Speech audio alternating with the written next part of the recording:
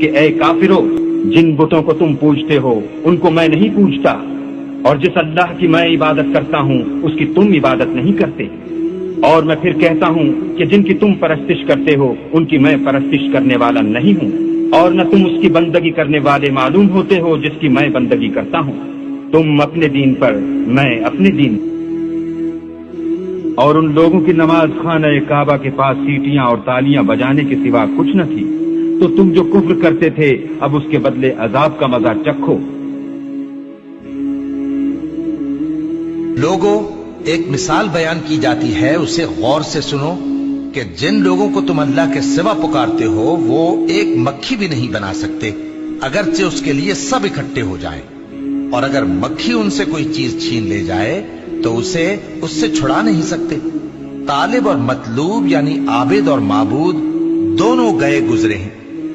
ان لوگوں نے اللہ کی قدر جیسی کرنی چاہیے تھی نہیں کی۔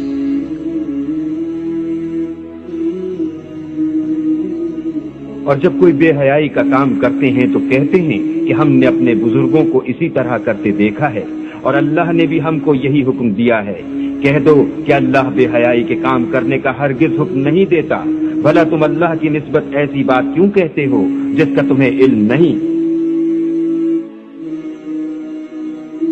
اور جن کو تم اللہ کے سوا پکارتے ہو وہ نہ تمہاری ہی مدد کی طاقت رکھتے ہیں اور نہ خود اپنی ہی مدد کر سکتے ہیں، اور اگر تم ان کو سیدھے رستے کی طرف بلاؤ تو سن نہ سکے، اور تم انہیں دیکھتے ہو کہ بظاہر آنکھیں کھولے تمہاری طرف دیکھ رہے ہیں مگر فی الواقع کچھ نہیں دیکھتے۔ یہ بہرے ہیں، گونگے ہیں، اندھے ہیں کہ کسی طرح سیدھے رستے کی طرف لوٹ ہی نہیں سکتے۔ اور جن لوگوں کو یہ اللہ کے سوا پکارتے ہیں وہ کوئی چیز بھی تو نہیں بنا سکتے بلکہ خود ان کو اور بناتے ہیں۔ وہ لاشیں ہیں بے جان، ان کو یہ بھی تو معلوم نہیں کہ اٹھائے کب جائیں۔ تمہارا معبود تو اکیلا اللہ ہے، تو جو آخرت پر ایمان نہیں رکھتے ان کے دل انکار کر رہے ہیں اور وہ سرکش ہو رہے ہیں۔